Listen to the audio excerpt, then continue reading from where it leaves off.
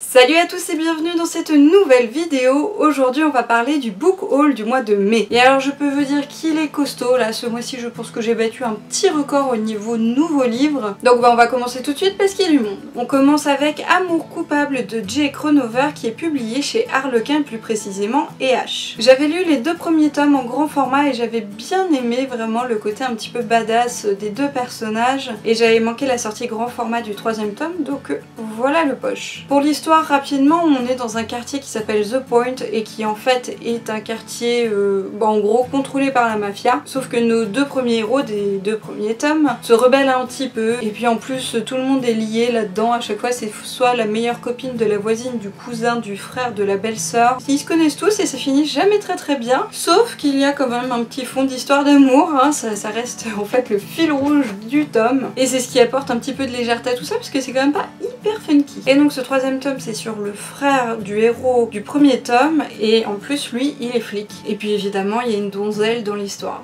Ensuite voilà Follow Me, le premier tome, seconde chance de Fleur Anna, publié chez Hugo. Ça fait un petit moment que j'avais entendu parler de l'auteur mais je n'avais pas encore découvert ses romans et comme on m'a proposé en fait de la rencontrer, et bah du coup je me suis dit que le mieux c'était quand même de lire au moins un de ses livres et donc je me suis plongée dans sa dernière saga qui est Follow Me, qui comporte 3 tomes et celui-là donc je l'ai lu avant évidemment d'aller la voir, histoire quand même de savoir un petit peu de quoi ça parlait, hein. Et j'ai vraiment bien aimé ma lecture, c'était assez mignon, assez frais, une romance comme on les aime bien, avec les deux amoureux qui se sont séparés un peu abruptement quand ils étaient jeunes, qui se retrouvent un peu plus tard dans des circonstances pas forcément hyper funky et qui vont peut-être se donner une seconde chance. Ensuite il y a J'ai toujours cette musique dans la tête de Agnès Martin-Lugan chez Michel Lafon. Tout pareil en fait, et ben on m'a proposé de rencontrer l'auteur, donc je me suis dit que il fallait que je lise son dernier roman, sachant que je venais de découvrir en fait son tout premier roman qui est Les gens heureux, Élise et boivent du café, que j'avais beaucoup aimé, mais du coup je voulais quand même être un petit peu à jour et lire son dernier roman, que voilà. Ils sont d'ailleurs très différents tous les deux, celui-là je le trouve beaucoup plus sombre que l'autre, mais j'ai bien aimé l'atmosphère quand même, le double point de vue, et puis le texte est assez prenant et donc on a envie de voir ce qui va se passer. Et pour faire suite avec Fleur Anna, voilà le tome 2 qui est Nouvelle Chance, que j'ai eu en fait justement en allant rencontrer l'auteur et puis que j'ai lu dans la foulée, hein, pendant que j'y étais, j'étais dans l'ambiance. Ce tome est aussi très mignon, j'ai bien aimé la romance. Pour le personnage principal, c'est un des amis du héros du premier tome, mais l'héroïne c'est en fait un nouveau personnage, donc c'est pas plus mal, ça apporte un petit peu de nouveauté. Et puis j'ai trouvé ça très mignon, c'était une bonne lecture. On enchaîne avec Beautiful Burn qui est le tome 4 des frères Maddox de Jamie Maguire, publié chez J'ai lu. C'est vraiment une saga que j'aime beaucoup, que je prends plaisir à découvrir à chaque fois, donc on a des nouveaux personnages. Ce sont des tomes qui se lisent un peu séparément mais avec un fil rouge et du coup on a des nouvelles des anciens personnages tout en ayant une nouveauté vu que ça concerne à chaque fois un nouveau couple. Je l'ai pas encore lu mais j'ai vraiment hâte, je pense que ça va être la semaine prochaine ou la suivante grand max parce que j'ai hâte de découvrir cette histoire et là ça concerne en plus Tyler qui je trouve est un personnage qui est resté un petit peu en retrait par rapport aux autres histoires, donc là ça va être son moment. Et voilà Hopeless de Colleen Hoover publié chez PKJ. Celui-là je suis trop contente de l'avoir enfin, on me l'a recommandé tellement plein de fois. Je vais enfin le découvrir, j'ai trop hâte, je ne l'ai pas encore lu. Pareil je pense que ça va être courant de la semaine prochaine ou de la suivante max. Ce sont vraiment mes deux prochaines lectures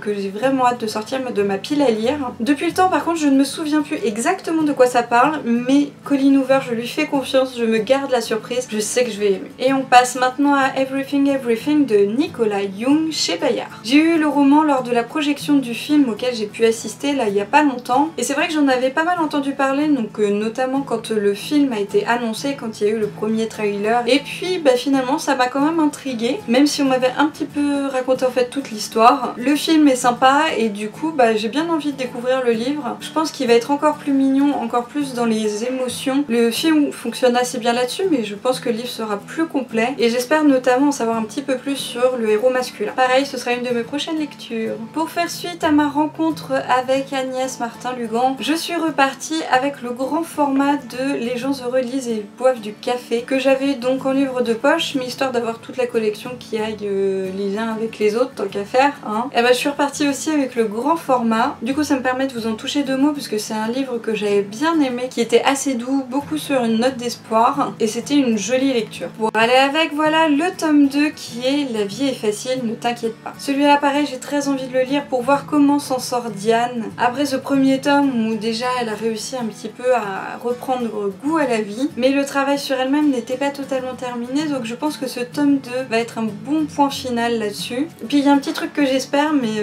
bon, je verrai bien. Toujours de la même auteure, voici Entre mes mains, le bonheur se faufile. Pour ce livre-là, on est toujours donc dans l'histoire d'une femme qui va un petit peu bousculer sa vie en fait. Disons que jusqu'ici, elle avait fait un petit peu ce qu'on attendait d'elle et puis finalement, elle a envie de changer. Elle se rend compte qu'elle n'est pas vraiment heureuse et c'est ce qui nous amène à ce roman. Mais je ne vais pas vous en dire plus que moi-même, je n'ai pas lu complètement la 4e de couverture. J'aime bien me garder quand même la surprise au moment de lire le livre. D'autant plus que comme je vous disais juste avant, c'est que les 2 livres que j'ai lus de cet auteur sont assez différents, donc là il y a moyen que ce soit encore le cas. Dernier livre de l'auteur que j'ai ramené, c'est Désolée, je suis attendue. Celui-là il m'a beaucoup intriguée parce qu'en fait pendant la rencontre il a été pas mal évoqué, notamment pour son héroïne qui a priori est quand même pas mal psychorigide. Elle aime tout contrôler et ça en fait un personnage pas simple a priori. Du coup j'ai bien envie de voir ce que ça donne. Pareil, je me suis gardé la surprise sur l'idée générale de l'histoire. Je sais juste ça sur l'héroïne, mais rien que ça me parle. Maintenant on passe à Ici ça va de Thomas Vino chez 10-18. Alors celui-là c'est un roman qu'on m'a prêté, qu'on m'a recommandé en fait, du coup je me suis laissée tenter puisque il est assez court et en plus ce sont des bouts de pages, ce sont pas des gros chapitres, c'est vraiment en fait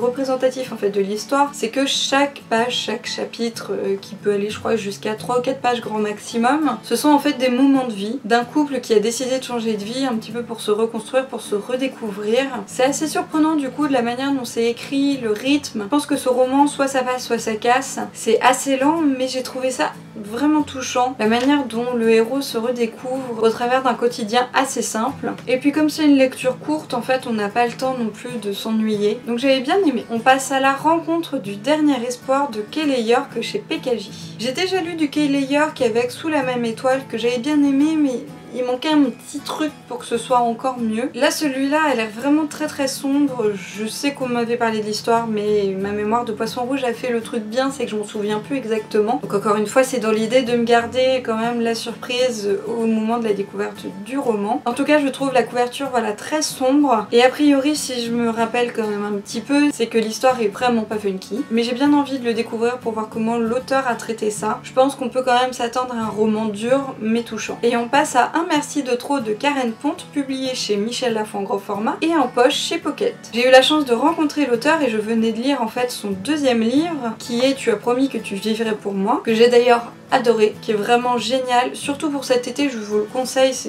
serait parfait. Et du coup je suis repartie avec son premier livre et je l'ai aussi lu dans la foulée. J'ai préféré son 2e livre mais celui-là est mignon quand même. Très surprenant hein, je m'attendais pas à ces revirements de situation. On n'a pas le temps de s'ennuyer, c'est une lecture encore assez fraîche. Donc vraiment je vous recommande cet auteur. Allez, avant-dernier livre avec Calendar Girl, le tome 6, donc le mois de juin, de Audrey Carlan, publié chez Hugo. C'est donc une saga que je suis tous les mois, d'ailleurs j'ai déjà lu celui-là. Pour le coup ce tome-là il est pas non plus ouf, je trouve qu'on voit pas grand chose de ce qui se passe. C'est plus un tome de transition où en fait notre héroïne se pose pas mal de questions sur son année, sur ce qu'elle fait, pourquoi elle le fait et est-ce que c'est une bonne idée ou pas, est-ce qu'elle continue parce que elle fait quand même des sacrifices. Je prends toujours plaisir à continuer cette saga, j'aime vraiment bien le principe de lire un petit livre tous les mois. C'est Jamais plus de Colleen Hoover, publié chez Hugo. Je suis trop contente de l'avoir reçu, là du coup ça me fait 2 Colleen Hoover à découvrir.